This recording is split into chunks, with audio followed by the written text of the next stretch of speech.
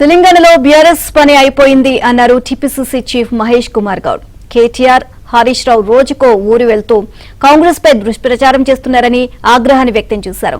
10 ఏళ్ల బీఆర్ఎస్ దోపిడీని ప్రజలు మర్చిపోలేదని, ఎప్పుడు ఎన్నికలు వచ్చినా కాంగ్రెస్ దే గెలుపు అన్నారు.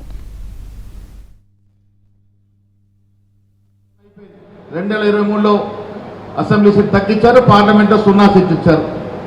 ఇలా వాళ్ళ పరిస్థితి ఎటు తోచక అయిన దానికి కాని దానికి విమర్శలు చేస్తూ ఉన్నారు. ఇలా ఊర్లో పర్యటన బయలుదేరారు. కేటీఆర్ ఒక దిక్కు, హరీష్ రావు దిక్కు. చేస్తుంది ఏంటి అంటే ప్రభుత్వాన్ని బదనాం చేసే కార్యక్రమం తప్ప ఇంకేమీ చేయట్లే.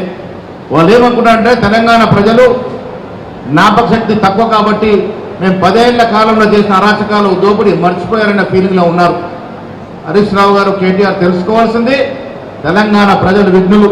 మీరు 10 ఏళ్లుగా చేసిన నీళ్ల దోపిడీ, భూదోపిడీ, విధుల దోపిడీ, మీ అక్రమాలను ఇంకా మర్చిపోలే.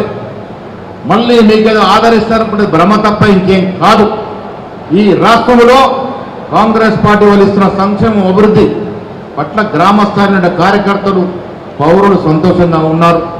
ఎప్పుడు ఏ ఎన్నిక జరిగినా కాంగ్రెస్ పార్టీదే విజయం ఈ రాష్ట్రంలో.